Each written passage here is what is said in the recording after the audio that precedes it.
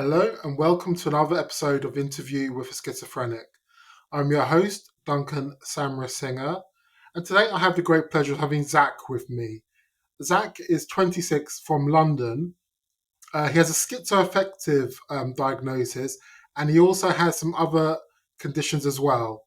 So welcome to the show, Zach. How are you doing today? Hi, Duncan. I'm not too bad, thank you. Um, so Zach, how have you been coping with the COVID? It's almost ending now, hasn't it? To be truthful to you, Duncan, I don't leave my house very often anyway, so it didn't really affect me. I'm not somebody that goes out clubbing. I'm not somebody that goes out drinking.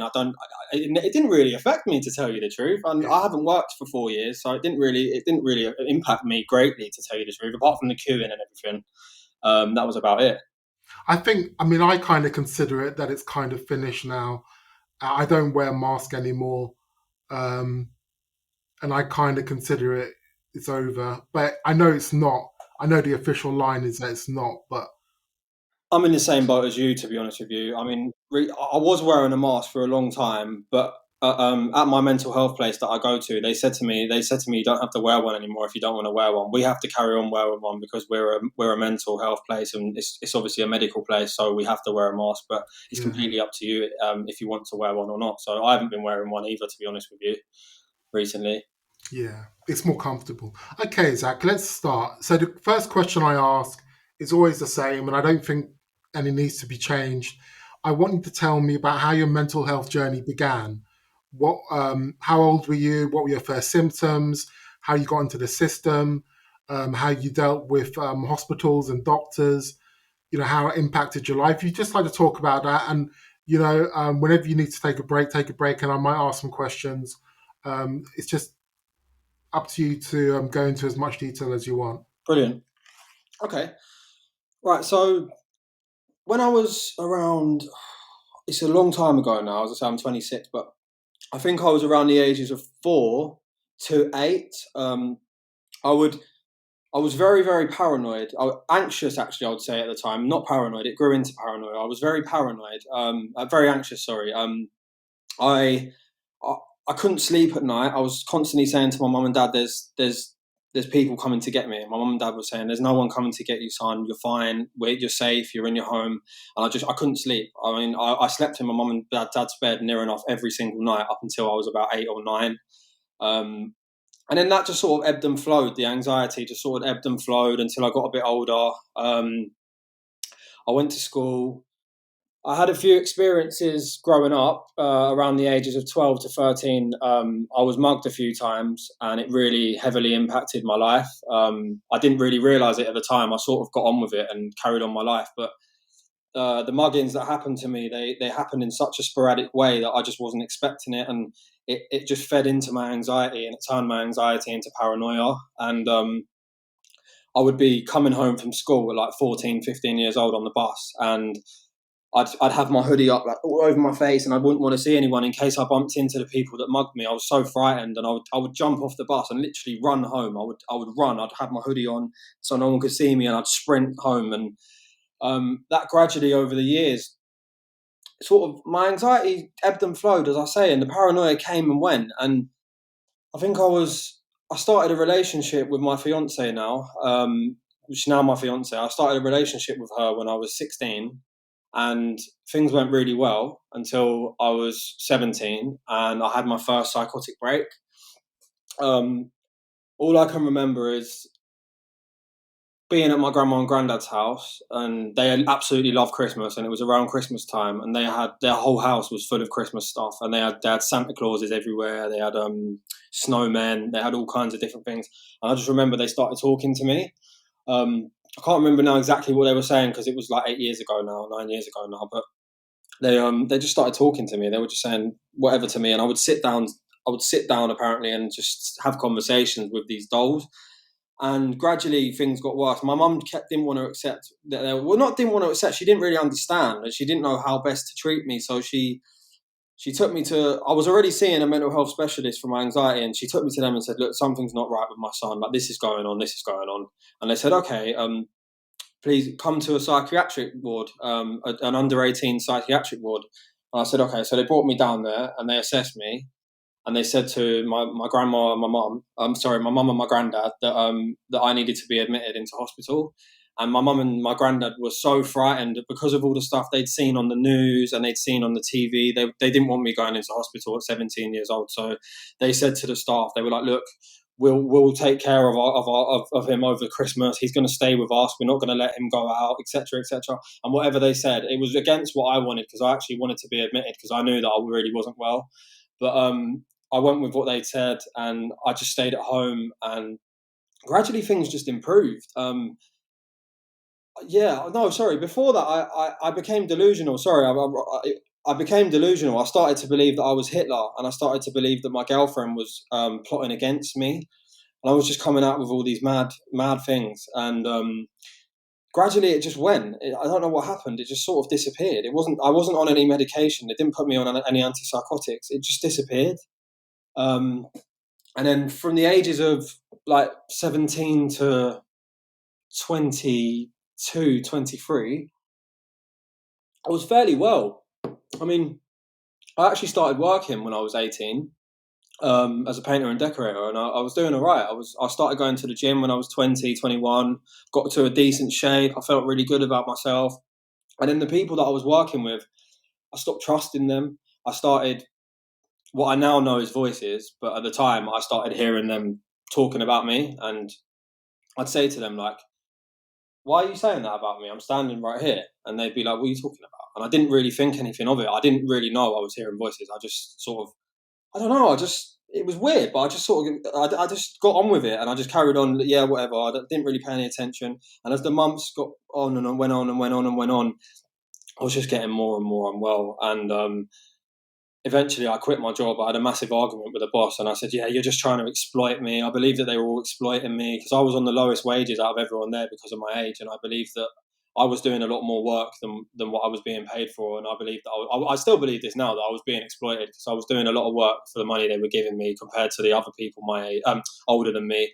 And I fell out with my boss over it, and we had a massive falling out, and that just sent me on a downward spiral. I think I was around 22, 23 when this happened, and I stopped working out. I stopped going to the gym. I started getting really depressed, really, really depressed, a depression that I'd never felt before, to the point when I couldn't get up. I stopped brushing my teeth. I couldn't shower.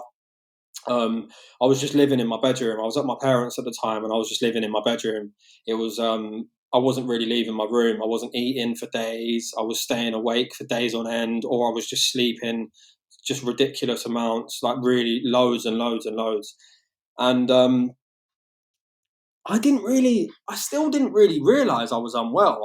I carried on with my day-to-day activities. I didn't have a job, but I had a little bit of savings that I had from, because I'd worked for sort of 6 years or whatever. So I'd saved a bit of money up, and I just sort of lived off my savings for a while. And I didn't really think anything of it. I just thought that, yeah, I'm not ready to work at the moment. I don't feel right. I tried to do a few jobs, and I ended up falling out with everyone that I was working for. And I started noticing a pattern. I said, this isn't right. And then I started working with my dad, and me and my dad fell out, and things just got really bad. And I lost a lot of weight. I was about 85, 86 kilos when I was in my prime, when I was really fit and I was really muscly. I was about 86 kilos, and then I dropped down to about 70. And I became so skinny. My arms, at the moment, I'm quite skinny, to be honest. I've lost a lot of weight recently, but I just became really, really unwell. I was weak. I was skinny. I went to my doctors, and I said, because I wasn't actually under any mental health people at the time, because I was under IAPS when I was younger and CAMS, but they'd obviously, because I was all right for such a long period of time, they just sort of let me go. And it was just a weird one. I went to the doctor and I said, these are the symptoms I'm having. I think that I'm suffering from ADHD. And I thought it was all down to ADHD and autism. And I said, I think I'm struggling with ADHD. And she said, okay, then I'll refer you to a specialist. So I went to go and see an ADHD specialist, and she sat down with me for an hour, and she said to me, you've got really bad ADHD. I can't believe it's taken 23 years for you to be diagnosed. And I said, yeah, I'm quite surprised too, because I struggled a lot in my childhood. I was kicked out of school.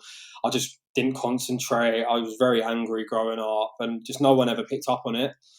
And she said to me, I think there's more going on than just ADHD. So can we have another appointment where you're going to be assessed? And I said, okay. So I went for an assessment, and she said, we think that you've got something called borderline personality disorder. I said, oh, okay then, what's that? And she explained it to me, and I said, oh yeah, that does sound a lot like me, the highs and the lows. Like, I wake up in the morning feeling pretty good, and then when 5 o'clock comes, I start getting low, and all these things. I just tied it all into borderline personality disorder. And at the time, I received the diagnosis of ADHD, I received the diagnosis of borderline personality disorder, and I received the diagnosis of Asperger's. And I put all my illnesses down to this. I thought it was all on borderline personality disorder. That explains everything I've experienced. That explains all the voices. That explains everything. And that was it. So during this time, I was, I've missed a bit out, but it's okay. During this time that I was being assessed for the borderline personality disorder and all the other things, I felt like I was having a spiritual awakening. I was adamant that I was having a spiritual awakening. Everyone around me, I was telling them, yeah, like I'm feel really good. Like, all of the stuff that's been happening to me for the last year or whatever, I feel really good now.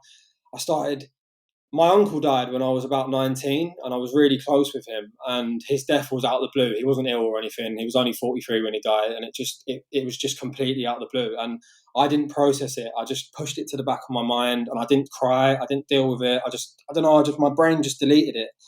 And I started waking up at 3 o'clock in the morning every single night to door handles rattling in my room. So I would just, like, the door handle would go, and it would wake me up, and it would be literally between 3 o'clock and 4 o'clock every single night. And then I started after like the third or fourth night, I started saying, like, yeah, this is weird now. Like, and I Googled online, I said, like, spiritual awakening 3 a.m. and it said online, the spiritual awakening hour is between 3 a.m. and 4 a.m. in the morning. And this freaked me out even more. So I was like, oh, wow. So I was like, yeah, I'm having a spiritual awakening. Then eventually I started waking up to things playing with my hair, things touching my feet. I could feel a presence in the room when I woke up. I don't know how to explain it, but I could feel a cold presence at the end of my bed. And eventually I just ignored this. I just thought it was normal. I don't know how at the time, but I just thought it was normal. I didn't really tell anyone about it. I didn't really talk to my girlfriend about it at the time. I sort of just left it, and I didn't really know how to deal with it. And it got worse. It got progressively worse. I started seeing what I believed to be angels at the time standing. So my bed would be like this, and they would be standing facing me like that. They would be facing me head on, and they'd be standing over me because I'd be lying down, and they'd tell me things like, Zach, you're an angel. You need to grow your hair. Just in a really nice, calm way, like, you're an angel. You need to grow your hair so you can be more like us. And I was like, oh, okay. So I decided to grow my hair. So my hair became down to, like, long over the course of however long. I grew my hair. I started behaving really weirdly. I started going out in the streets telling people that they need to pick litter up off the floor. I would go up to random people and be like, you've just thrown litter on the floor. You can't do that. Like, it's really bad. And I'd, like, have a massive go at people. I'd start, like, telling people where they could park, where they couldn't park. I didn't get too deep into the religious side of things because I'm not a religious person. And I wouldn't say I'm an atheist because I do believe in spiritual things, but I'm not religious as in I believe in a set religion. So I've never really gone too deeply into the religious thing, but I did believe that I was an angel. I believe that angels were real, and I believe that I was an angel. And I started to get really angry while all this was going on, and I believed I was an angel. I started to get really angry. I became smashing things in my room. Like, I'd have these thoughts where I just, like, really impulsive, intrusive thoughts where I'd be sitting down drawing, and I'd say I had a glass next to me. I'd just pick the glass up and just chuck it at the wall. Like, I'd just impulsively just pick the glass up and just go bang and just chuck it at the wall. Or I'd start punching things. I'd stand there in front of a brick wall and I'd just go boom, boom, boom, boom. Or I'd stand there hitting my head just bang, bang, just until I nearly passed out. And it was getting worse and worse and worse and worse. And I still had this all down to borderline personality disorder. Until eventually my mum was diagnosed with cancer at Christmas. At the time, it was Christmas time, and my mum was diagnosed with cancer, and this sent me on a really, really, really bad spiral because me and my mum weren't very close, and our relationship was really bad at the time. And I believed that I was really strongly believed that my mum abused me, and she was the reason that I'd become the way I'd become. And at the time, I was really delusional. I believed that my mum and dad had like abused me. I believed that they'd treated me in a really bad way growing up, and it led to me becoming like that. And because my mum had out of the blue got cancer, I was like, oh my God. And this just sent me over the edge. I didn't know how to cope. And then I started hearing voices, telling me to do things. I started hearing, I'm not sure if you know, you've probably seen the film Harry Potter. There's Voldemort in it. I started hearing Voldemort. He started telling me to kill. I started hearing the voice like, kill in my ears when I was out. And I'd sort of be like, whoa. And I still put it all down to borderline personality disorder. And then I'm not sure how I ended up in the hospital because I'm not sure if you relate to me on this one, but I forget a lot that happens to me when I'm in psychosis. A lot of it I forget, and I think it's partly due to antipsychotics and partly due to not wanting to remember. So your brain sort of deletes it, Yeah. and I don't remember because I was so deep into psychosis. This is the deepest I've ever been into psychosis. I was so deep into psychosis at the time. I believed my mum was going to die. I believed all this stuff, and I was so scared because I was like, we have such a bad relationship. And it got to like March time, April time, and I became really, really unwell. And one of my friends has paranoid schizophrenia, and he said to me, Zach, I think it's time for you to go to the hospital. And obviously, I'd never been to the hospital up until this point. I was nearly admitted when I was 17, but it never ended up happening. And I was really scared, to be honest with you, Duncan. I was really frightened. I didn't know what to expect. I was expecting it to be people smashing things everywhere, and I didn't know what to expect. And my community mental health team said to me, "We've got a bed for you. We'd like you to go into hospital." And I said, "Okay, I'll go." I said, "I'll pack all my stuff up and I'll go." And my mum and dad took me to the hospital. It was about 8 o'clock at night. I remember going in, and I had really long hair at the time. And this lady just walked up to me, and she just started calling me Jesus, and it just sent me a bit funny. I was like, "Oh my God, these people are going to be harassing me all the time." And um, I was being really nasty to my girlfriend at the time. I was being really horrible to her to the point when she couldn't handle being around me. Like she would come to my house before I was hospitalized. She'd come to my house and she'd walk through the door and she'd say hello. And before she'd even get a chance to take her shoes off, I'd rip into her. I would become. I was so delusional and just convinced that everyone around me was out to get me. And I think she'd say words, and to me in my head they'd come across as different. People's faces started turning red. I don't know, this is something other people experience, but people's faces started turning red. So I'd have a normal conversation with people and they would suddenly turn red and they'd turn into the devil, and I'd get really scared. And I remember what happened now. I ran at my mum with a kitchen knife. Me and my mum were downstairs and we were having a massive argument, and I was just going off on one. I kicked my shoes and they hit the ceiling. I was screaming, you're a C word, really bad things to my mum. And um, she said to me, she was arguing back with me and she was feeding into it. And I just remember getting a knife out of a really big kitchen knife out of my drawer and just running at my mum. And then my mum moved out of the way, thank God. But that's when things went really bad, and that's when I was admitted to hospital. And then fast forward how many days or hours or whatever, I was hospitalized. And my girlfriend broke up with me because she couldn't handle the way I was being. I was being so what's the word? Irrational. I become very, very irrational when I'm unwell, and there's no reasoning with me. Anything you say is, if I've got something in my head, there's no telling me otherwise. Whatever I think is whatever I believe, and she just couldn't deal with me anymore. She loved me. She loved me to pieces, but she got to a point when she couldn't be around me for her own mental health. She said that I was making her unwell by my behaviour, and she broke up with me. And this really hurt me because we've been together for like 7 years, and really hurt me, and it sent me into an even worse downward spiral. And first of all, hospital was all right. I went in. They checked me into my room. I was like, oh wow, I'll get my own room. I had a lock on my door, which was fine. I had a working shower. I had a working tap. I had a decent bed. I wasn't complaining at all. And then I met a few of the other patients. I was really helping people. Because I went in there involuntarily. I was allowed to go out for a cigarette whenever I wanted, and I was also allowed to walk to the shop eventually. And so I would get other people papers and other patients papers, and I'd just help people generally. However, I could, if someone wanted a drink, I'd pick up a drink for them, etc., etc. And I was becoming sort of I was fitting in.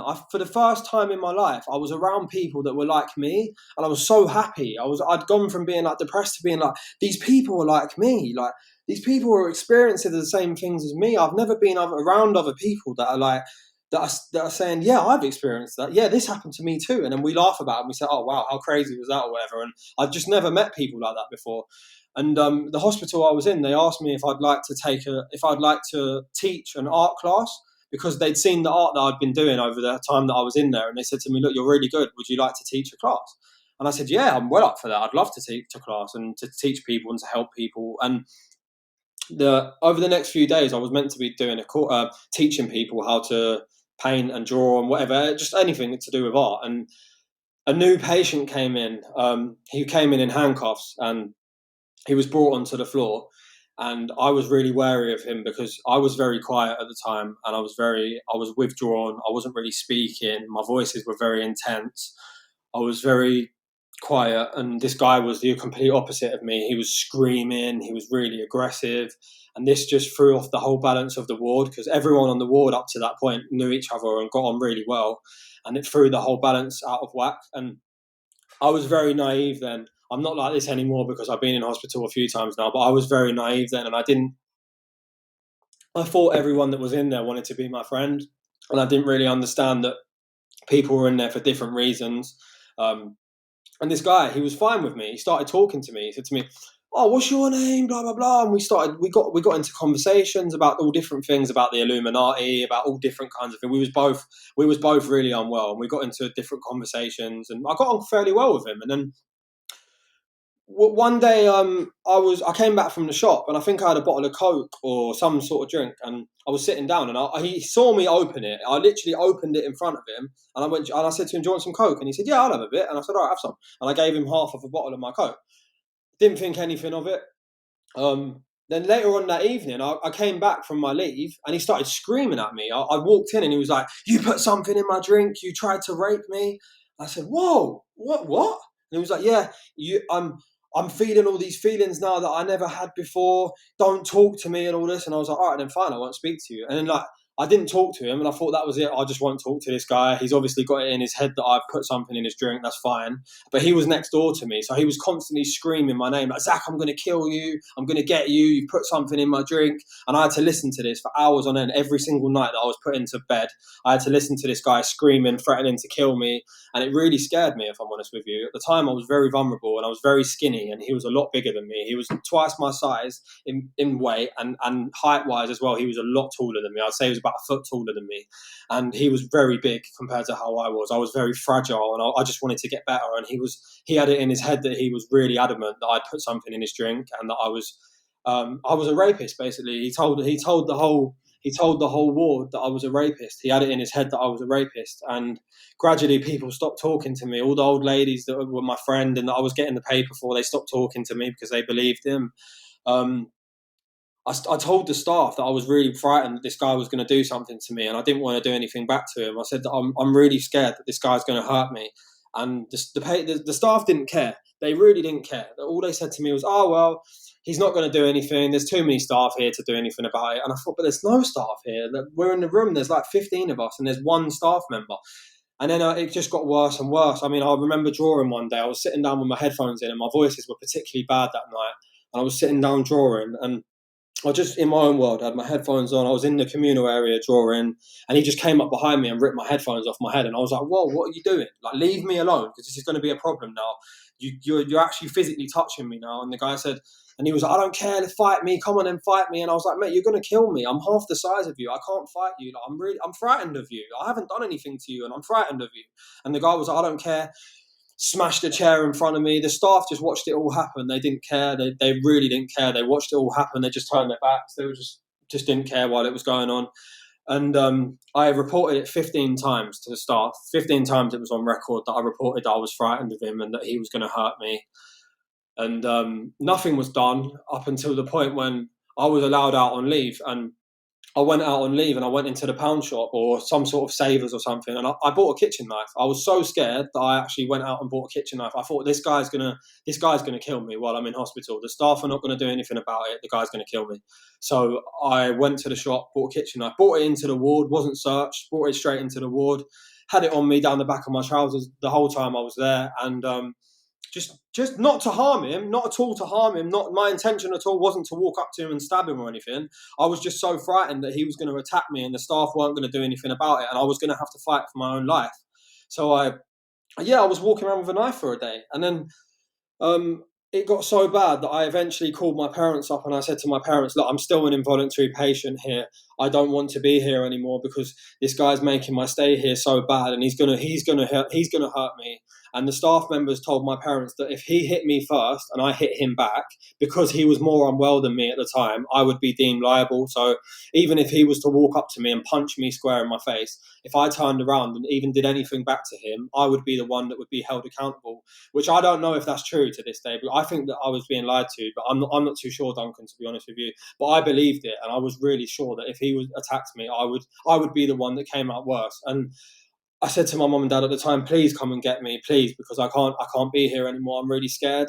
And my dad came to get me, and in the time my dad came to get me, I'm not sure if you know, but when you're in hospital, you have to charge your phone and your headphones. In the UK, you have to charge your phone in a room. You have to knock on the door and say, I would like to charge my phone, please. Here's my phone. You get a sticker on the back of your phone that says your name, and then they charge it for you, and then they give it to you when it's charged, or when you ask for it.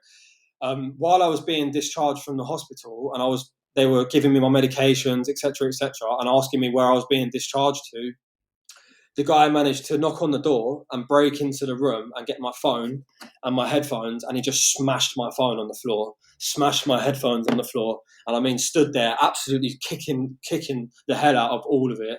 And I just got this phone as well, and I was down to no money. All my savings were gone, and I just got my phone. It was the last thing. I bought myself a pair of headphones and a phone for hospital, and the guy smashed it, and I was just so upset. And I didn't actually have anywhere to come out of when I was in hospital, because I was expecting to go back to my mum and dad's house, where I'd been living for the past 23 years. And social services actually got involved. And because I'd pulled a knife on my mum, my little sister was only, I don't know how old she was at the time, but she was under the age of 16. I think she was around 12, 13. And they basically said that I wasn't allowed to live there because it wasn't safe for her. It was either me or her that was allowed to live there. They could either have me there and she had to go, or have her there and I had to go. And obviously I was 23 and she was however old she was. And my parents said to me, son, I'm really sorry, but you can't live here anymore. So I came out of hospital still really, really unwell. I hadn't got better at all. I was still severely, severely unwell because I hadn't had the time to recover, because this guy had made things 10 times worse. He'd made my voices worse. He'd made my paranoia worse.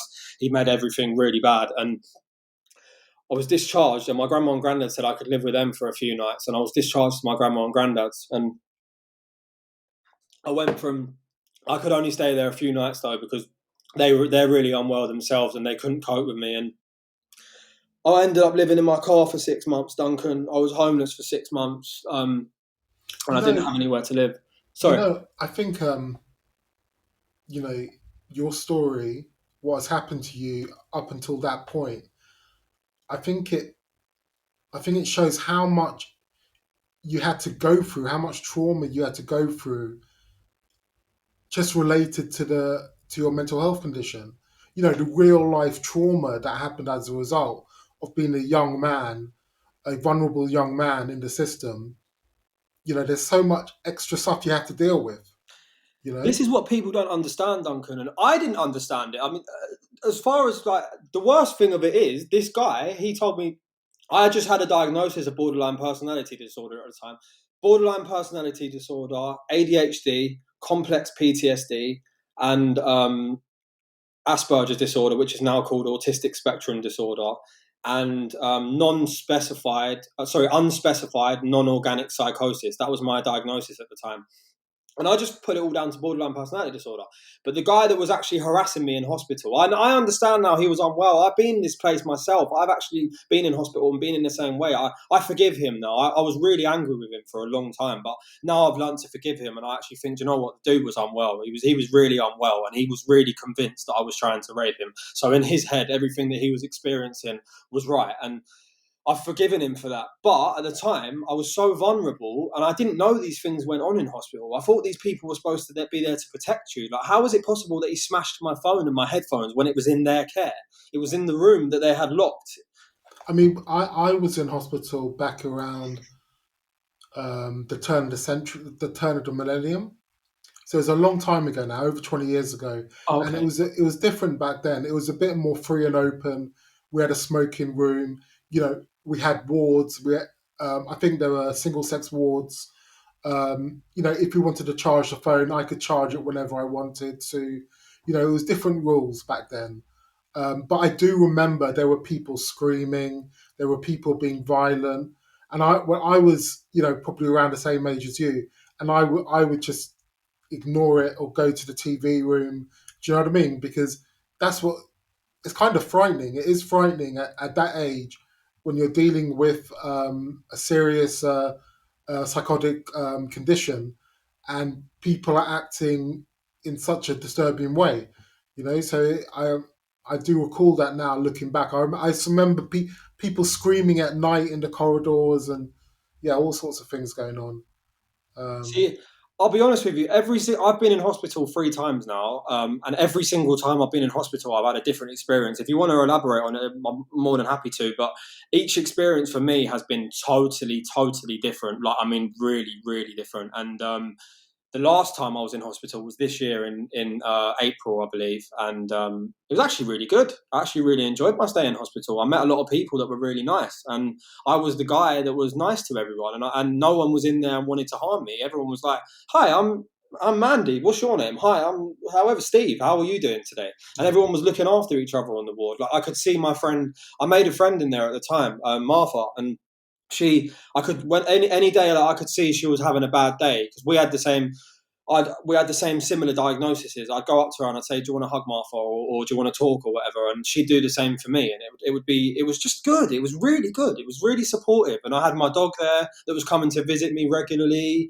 and it was a good stay. It was a good experience. The only thing that I would say was the psychiatrist that was in there, he he didn't agree that I have schizoaffective disorder. He put everything down to borderline personality disorder. And my team, my consultant psychiatrist was writing to him, saying to him, like, no, Zach has schizophrenia symptoms that are not related to borderline personality disorder. And he was adamant and kept telling the guy, Zach does not have just borderline personality disorder. He doesn't meet the I don't quite meet the criteria for borderline personality disorder. I do on a few bits, but not fully. So I identify myself as more schizoaffective. That's the schizoaffective and ADHD. They're the two main illnesses that I identify with myself. If anyone asks me if I have anything wrong with me or whatever, that's what I would always say personally.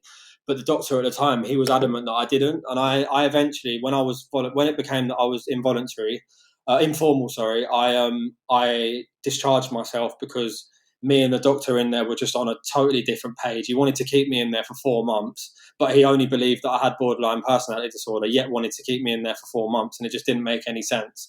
And I came out of there on my own back, and I was discharged into my own team, my own. I don't deal with the home treatment team because I've never had very good experiences with them. They've came to my property before and they've spoken really rudely to me, and I've had to kick them out. And they've said things to me like, "Oh, you should just get over it," or "Why don't you just I've got this problem, but I get over it." And I'm like, "Yeah, but dude, you don't have schizophrenia," or you know what I mean? yeah, I was in the with the home treatment team about 8 years ago, and one of the chaps would talk to me and say he would say exactly the same sort of thing. He'd say, "Oh yeah, I got over this in my life," and I'm thinking, you know, it's not the same thing, is it? You know, because you know when you're dealing with psychosis, I think also especially when you're so young and you're dealing with psychosis, it's very challenging, um, and I think it takes time to build up your insight, your understanding of the illness, so Definitely. you can combat the symptoms with your own insight. and it takes a while for that. And even when you've got that, it's still difficult. Definitely, I agree with you 100% there. I mean, it's a journey, Duncan. I believe it's a journey. I really believe since I've been on the forums, to be honest with you, I've gained so much. I've met so many different people that are like me, and I relate to people because on a day to day basis, I'm not sure if you know the statistics with schizoaffective disorder, but I believe that it's either 0.03 or 0.3% of the population have it. So it's it's rare. There's not a lot of It's people that have rare. it, It's rare. and I know schizophrenia is 1 in 100. So schizoaffective is rarer than schizophrenia, so it'll be less than that. It is it's rare, but when you add up the numbers for the population of the UK, for example, we are talking hundreds of thousands here.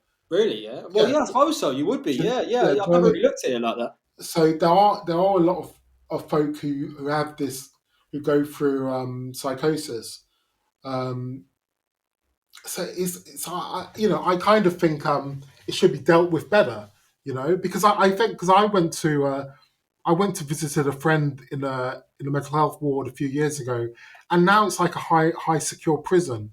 It's Yeah, it's oh, it's definitely, it's definitely. changed. It's more about keeping things safe and locked down, whereas it's a heavy-handed approach, I suppose. Do you know what? I've just thought of something, Duncan. When you asked me earlier how I dealt with COVID, I was actually in hospital during the peak of COVID. I was actually in hospital last March, April, and it was ridiculous. They weren't adhering to any of the rules. They were putting everyone, what they wanted to do, they wanted to keep everyone that they tested everyone as they came in, but the test was still like a 4 day test at the time or something. So they wanted to test everyone when they came in. Then they wanted to put everyone that had been tested in one side of rooms and everyone that hadn't been tested in the other side. Sorry, everyone that had come back positive in one side of the rooms and then everyone that hadn't been tested in the other side of the rooms. And then they were moving people from the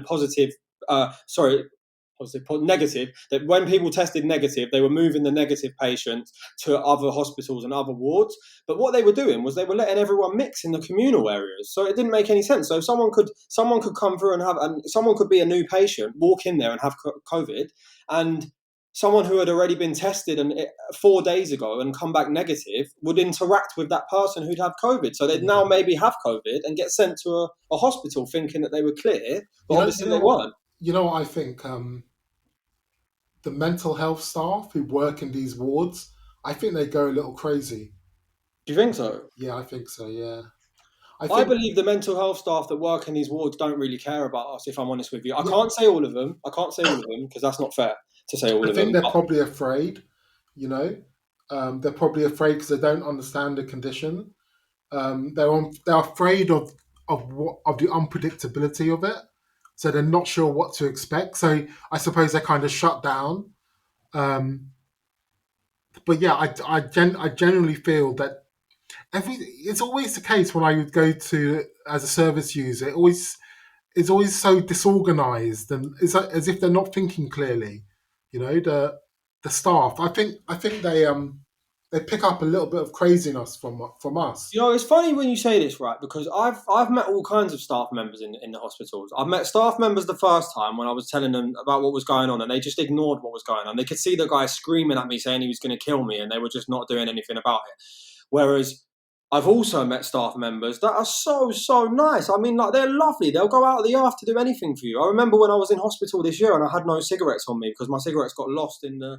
I'll tell you a story actually, Duncan. This year, when I was admitted into hospital, in the hospital that I was in, there's a ward. I can't remember the name of the ward, but what it is, it's an assessment ward. So you go from you because there was no beds available because it was really busy at the time. You'd go into this ward, right, and you'd be expected to stay there for a maximum of 2 days, I think it was, before either being discharged back into the community or before being transferred to an actual ward, and it was crazy. I mean, like there was you was be you there was chairs in there. It was like a hospital, like not a mental health hospital, like a normal hospital. There was curtains, like one curtain in between, but not they didn't go all the way around. It just went in between the patients. So, and then all it was a chair. And then, like at night time, they'd press a button on the chair and it would recline back. But it was so uncomfortable, and it was all right. you were allowed to walk around there. You were allowed to go out because everyone in there was informal. So you were allowed to go out. You're allowed to have a cigarette. That was all right. But I remember I was really unwell, and they actually said to me at the time, like I was very aggressive at the time, and my voices were very negative. They were telling me people were trying to harm me. I was convinced that a team of CID were following me everywhere I was going. For some reason, with me, I know I said earlier there's a stigma on mental illness, but because of the things that happened to me in my past with the trauma, I still remember the guy that mugged me when I was younger, and I still remember his face, and I still actually live in the area that he lives in. So I've seen him a few times, and when I get severely ill, I really want to hurt him because I blame everything that has happened to me on this Yeah, guy because of the, yeah. I mean, that probably isn't the reason, but it will be something which would not have helped. Um, it's it's you not know, probably not the reason that I'm ill. No, it's probably not. But when I get ill, I believe that it is for some reason, and I can fixate on it. something mathematically, which is kind of reassuring. The statistics stay pretty much the same. So the statistics of how many people become ill with schizophrenia and schizoaffective are pretty constant. So it does look that it's mostly just predetermined, and obviously light events in life can trigger it. They can trigger it maybe earlier or trigger it at all. This is a you know very interesting subject, Duncan, because I actually spoke to somebody earlier about this, and they were saying to me they believe a lot of mental health is trauma based, and I believe a lot of mental health is trauma based. But you touched on something that I would like to reinforce. I think you have it predispositioned in you. I believe when you're born, and I believe what happens in your life yeah, will account to whether you will actually be. I don't, how do I explain it? Do you understand what I'm trying to say? yeah, I What know you mean. So there's basically events in your life which will trigger the onset exactly? of That's what the condition. exactly. I think that's the same for all of us because we've all had some sort of trauma, but other other people have trauma as well, and they're fine. I think we just have it. It's predestined, maybe in our genes or something, um, that makes it come to the surface. Really, For some reason, trauma seems to. I've from what I read a lot about mental health. I'm really interested in it. Really interested in it, especially since I've become unwell. And for me, I get it's really strange for me. I don't get I'm not psychotic all year round. I'm not like this a typical person that has schizophrenia. What I think anyway. I'm not psychotic all year round. I become psychotic around March April time. Progressively psychotic February, but I actually get hospitalised around March April time, and it's weird. It's strange because I know other people that have. Oh, sorry, I forgot where I was going with this, Duncan. Trauma. I was touching on the subject of trauma and psychosis. I believe I think personally that trauma and psychosis are linked because people people that are attacked, people that are raped, people that things have happened to, they try and block it out. I believe, and I believe doing that for such a long time can. This is my personal opinion. I believe it can sort of manifest itself into psychosis from people that I've spoken to and people that I've read about, and that's just my personal experience with it. But like you say, whether they would be predispositioned for that anyway, who knows? This is the yeah. thing. I mean, it's strange that it's sort of I don't have the statistics, but this is what I've read. I'm sure I've read that it's mathematically quite constant, that it's always remains 1 in 100. So, but and it's something to investigate, I for didn't know sure. that. I wasn't Yeah, I aware mean that that's it yeah. was. This is what I've read. So, but anyway, Zach, I think we're coming up to time now. I think you had quite a lot to say, and I didn't ask many questions. But I've said this to a few guests. You're welcome to come back for a second episode. Because I think it's good to talk about this sort of thing. Obviously, you've got a lot to say, which is great. Um, so you're welcome to come back for another episode. I hope to do that. I hope to start inviting people back for more episodes so they can continue their story. Yeah, Uh, I've really enjoyed it, Duncan. As I say, I had a lot. The problem is with me, I've got really pressured speech, and I have a lot to say, and it all sort of comes out in one go due to the no, ADHD. no, no, it's fine. I think what you had to say is very interesting because I really what really strikes home with me is that when you have a serious mental condition like what you have, um, relationships are difficult. Family life, it affects family life, it affects relationships, it affects your work, and then when you're in hospital, it affects your relationships inside there. It affects your whole life, and then you're dealing with the symptoms on top of that as Top of that, well. yeah, When yeah, you're alone, and you've got to deal with the symptoms on top of that, yeah, it's a lot to deal with. definitely. Um, and it's just such a it, it's such a bad way that when we find there's a stigma that we can't talk about it in normal life. If we talk about it in normal life, we're kind of shut down, and the media portrays people with psychosis as kind of killers. It's always like, yeah, the guy was diagnosed with schizophrenia and he killed someone. That's a minority, and who do that. Most of us are quite peaceful and thoughtful. Duncan, Okay. 100%. I'll be honest with you. Most of the people that I've met in my life that are really unwell are very quiet. They're not. Mm. They're not loud. They're not unless they're going through mania. That's different. Because I'm quite a quiet person, but when I become really manic, I get really loud and really hard to deal with. And I think, yeah, I definitely agree with you there. There's such a stigma on it. This is why I wanted to come on today, Duncan, as someone who's 26. I wanted to talk about it. The other thing is that sometimes we can blame ourselves, we can attack ourselves, and that kind of forces us back into our shell. When actually we are dealing with something that is quite tough, and I think the general consensus of mental health for all mental health conditions is that talking about it is the best way to deal with it. And we just got to keep on talking about it, expressing ourselves, um, because that's the most healthy way of dealing with it. The Just problem keep. that I find, Duncan, sorry to cut you short. The problem that I find, Duncan, right, is a lot of people don't.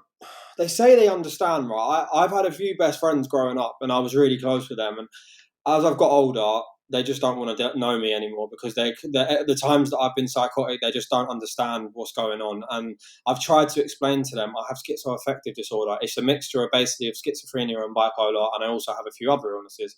But they just don't understand it, and I don't know whether it's through ignorance or just they don't. It doesn't resonate with them. They can't like what's the word? They can't Relate. relate. Sorry, they can't relate. They don't, like you said. They same as like the staff in the hospitals. They can't relate because they haven't Yeah, actually and been through it themselves. they're probably also afraid. It's also when you're in your early 20s. Folk men like to be bravado, be strong. And when somebody has a condition which makes them vulnerable, this can be threatening to them. It can actually threaten them. So, Definitely, definitely, I agree with you there, 100%. and Definitely. anyway, I think we're going to wrap it up here. Zach, what I want to ask you is, I'm going to tag some music onto this episode. So I would like you to tell me what kind of genre of music you would like me to add to this episode. What would Would you you like like? me to send you a song or just a genre? Just tell me you can tell me a song now, or tell me a genre that you like. Yeah, I've got a song that I really like at the moment that I'm listening to a lot. Music really, really, really helps me. I don't know how it is for Yeah. you, but music really, really helps me with my voices, with just happiness, just in general. And I've got songs for every mood that I'm in as well. So I listen to music, and um, yeah, I've got one that I'm listening to at the moment. It's Fleetwood Mac Dreams. And Okay. I don't know whether that would fit in with your podcast though. You might have to. No, I can't actually play that exact track. Oh, you get done one. Yeah, I forgot about that. Yeah, yeah, I forget Okay. about that. Yeah, I know. Yeah, They'd get come done. for me. The police will come for me. So I But can't. I can't do the play, but what I'll whatever genre do. you like. Well, honestly, I'm into all kinds of music. I like everything from heavy metal to Indian music. I like all kinds of music. Honestly, I'm Okay, into so all kinds. let me just choose something. Um, Maybe kind of something singer songwriter type ish music, Yeah, something like that. something I just, indie would be nice. Something indie. I like a lot of indie music, individual music. Just like what you don't normally hear on the radio, things like that. okay. So I, let me have a look. It's just been a pleasure talking to you. And I think you've got a lot to say, and that's interesting because I also have a lot to say, and I think people who go through these experiences have a lot to say, and we've got to do that. We've got to speak. And you're extremely welcome to come back for another episode, and we can talk about it more. Um, I'll have to sort that out. Yeah, definitely. Listen, Duncan, And whenever you feel like doing it, like I said, whatever works for you, I'm easy, mate. I just want to. I think what you're doing is really good, so I just want to help you as much as I can, just to because it is yeah, destigmatizing it, and that's stigmatizing. exactly what we're trying to do. Okay, thanks, Zach. Absolute pleasure to speak with you. I think we can end it now. So that was Zach telling his story of his schizoaffective and his ADHD and his PTSD and his BPD, his journey as a young man going through the hospital system, and I think it was extremely worthwhile contribution. So thank you very much, Zach.